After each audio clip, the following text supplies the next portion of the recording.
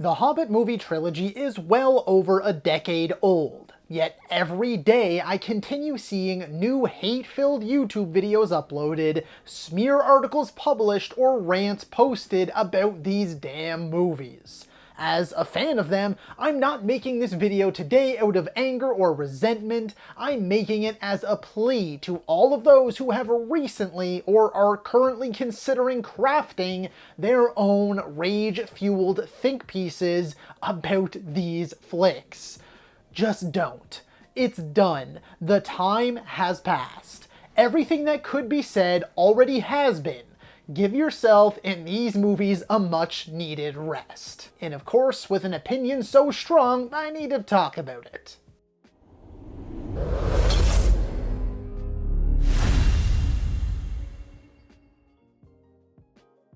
Hello ladies and gentlemen, and movie lovers of all kind, and welcome back to the channel. As always, I am your host, Brett Murphy, and for today's video, I am going to be discussing why I think it's time we give overdone hate pieces on the Hobbit trilogy a rest. Before I hop into the actual video itself, I just wanted to let you all know that I have carefully curated playlists for every type of video I do, be it video essays like this one, ranking videos, top 10s versus videos, and so much more. There is a playlist for all, so I encourage you to explore the channel, and I guarantee you'll find something you like. And if by some chance you don't, then feel free to suggest something you might like. And so without further ado, let's hop right into things.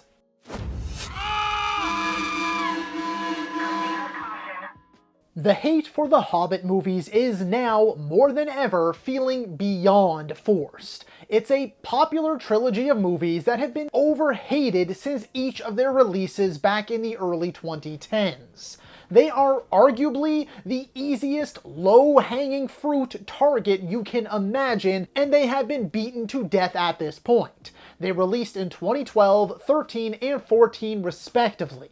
Yet here we are well over a decade later, and I still see new hate pieces being uploaded every single day. Like, we get it guys, you don't like the movies. They've been overanalyzed and criticized to the point that there can't possibly be an original thought left to share. People drone on and on about the over-reliance on CGI, the glossy look of the whole trilogy, the fact that they stretched one book, the shortest of the main four, into 3 extended edition having movies, the inclusion of Legolas, the less serious tone. I mean, come on boys and girls, you can't possibly have anything new to say, so why bother saying it at all? And this isn't me trying to invalidate people's opinions or say they're wrong or pretend like my opinion matters more than anyone else's. No, that couldn't possibly be further from the truth. All I'm saying is that we can finally give it a rest. It's time. In fact, it's long overdue. Watch them or don't, but bitching about them has got to come to an end. All of the criticisms I just mentioned and more are valid. In fact, I agree with most of them. But how many times can you see the same angry social media rants? How many times can you see the same overblown, drawn-out explanation pieces on Reddit? How many times can you see the same video essay or trilogy analysis? This whole video that I'm doing is inspired by me seeing someone in a subreddit asking which thumbnail they should use for their video, titled something along the lines of J.R.R. Tolkien would have hated the Hobbit movies. And I'm just sitting there like, okay, cool, but are you saying anything new or are you just regurgitating the same shit we've been seeing or hearing for 10 plus years? I'm not trying to take away from this person's hard work either if by chance they are watching this video. I just know that you are a creative, so be creative and not just keep beating a dead horse. Slander pieces for these movies can't possibly be driving any sort of traffic or engagement anymore, right? The Lord of the Rings trilogy, on the other hand, is likely an evergreen topic. I know I can watch them on repeat forever, and I haven't yet grown tired of watching videos on them either. But these movies, I feel like everything that could be said has been said, good and bad. It feels like general audiences have mostly long since moved on from them. They definitely don't have the staying power that Lord of the Rings has, so why are we acting like they do? Why do some people feel the need to keep on dragging them? My 2 cents, even if you didn't ask for it, is that these movies are deeply flawed, but a lot of fun. if you allow yourself to simply enjoy them and revel in the fact that we get to spend more time in Peter Jackson's version of J.R.R. Tolkien's masterfully crafted world, then there's no reason you shouldn't have a good time. No, they don't hold a candle up to the Lord of the Rings trilogy, but a few things are also simultaneously true. The first and most obvious being that almost no trilogy or other movies do hold a candle up to them. These movies weren't trying to be the Lord of the Rings. Once Jackson took over for Guillermo del Toro, they definitely leaned more heavily into the established Lord of the Rings film style, but they weren't trying to be carbon copies of what they already did.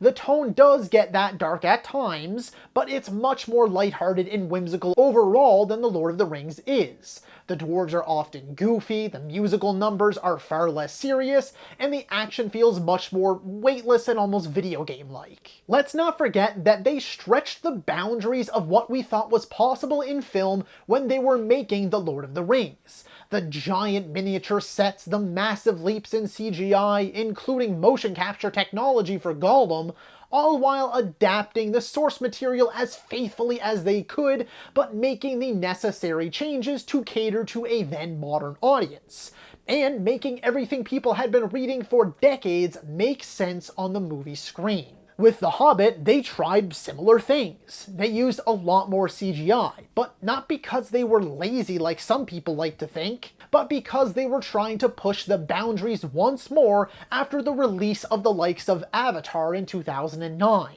They also shot these movies at 48 frames per second, which is double the industry standard of 24 frames per second. They did these things not to piss people off, which it seemingly did anyway, but because they thought this was the way of the future, and so they were testing it out and experimenting to get ahead of the curve, just like they did with Lord of the Rings. When it came to adapting the source material, they were originally intending on it being 2 films. The studio eventually pushed for 3 and Jackson obliged. Since then though, WB reps have openly admitted that it was a financial decision and not a narrative one.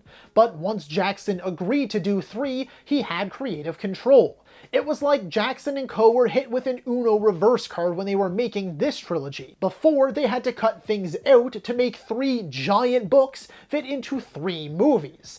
This time they had to stretch 1 book into 3 movies. Obviously, there are similarities and a ton of overlap between the 2 trilogies, but The Hobbit was never pitched as, let's make Lord of the Rings again. Further proof to bolster that point, they originally had Guillermo del Toro directing and co-writing the 2 films, and his vision was far more outlandish than anything we actually got.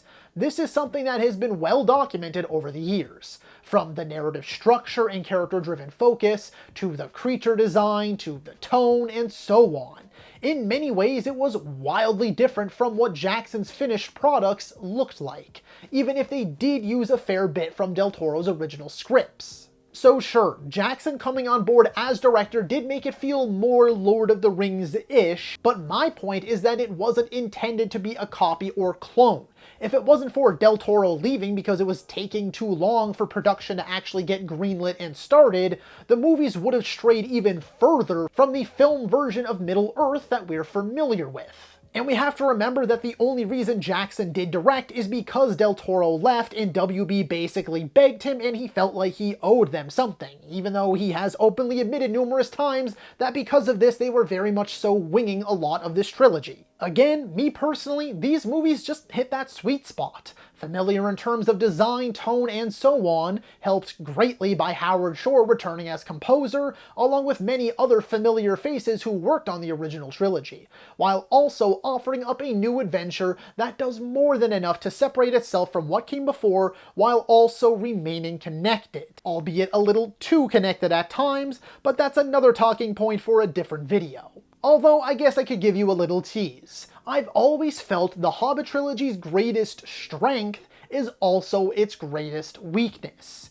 And that is its egregious attempts to be more connected to the original movie trilogy than the books ever were. Things like adding in the Gandalf subplot, including Legolas, and so on. These were hated by many, but it also helped separate Jackson's version of the universe and Tolkien's even more, making them both more distinct and equally enjoyable in their own ways. Obviously, Tolkien did The Hobbit first, and Jackson did Lord of the Rings first. So Jackson had the added benefit of filtering in new things to connect the two. Now we have the movie version of Middle-earth and the book version of Middle-earth. Some people like both, some people prefer one to the other, and some people are just miserable and don't like any of it. And this is likely an extremely hot take, probably considered sacrilege to many, but I prefer The Hobbit and Lord of the Rings movies to the books. For me, they're better paced, more action-oriented, darker in tone, have much better character arcs, and so on. I get that these hold a very special place for many people, and that's cool. If you think I'm a moron for preferring the movies, also totally cool. I'm not trying to downplay their literary significance, I'm not trying to say they're bad, or they're not worth reading or anything like that, or that people who prefer the books are wrong in any way. All that I'm saying is that I personally prefer the movies, even if one of the books, the shortest one, is stretched out into 3 overly long movies. Personally, I could go on and on defending the Hobbit movies and discussing how much I enjoy them, flaws, warts, and all. And who knows, maybe someday I will do a rewatch analysis for each movie or just one giant trilogy video, but that's not the point of this video. The last thing I want to say before signing off is that I'm not trying to shit on people who don't like these movies. I'm not trying to say you just don't understand them. I'm not saying you need to watch them using my lens, or even that you need to take it easy on them. You have every right to dislike or hate them, just like I and many others have every right to like or love them. All I'm saying is if you're considering writing an entire article or shooting and editing an entire video focusing on how much you simply just hate and can't stand the Hobbit movies or everything that's wrong with them, maybe just pause and reconsider before wasting your time.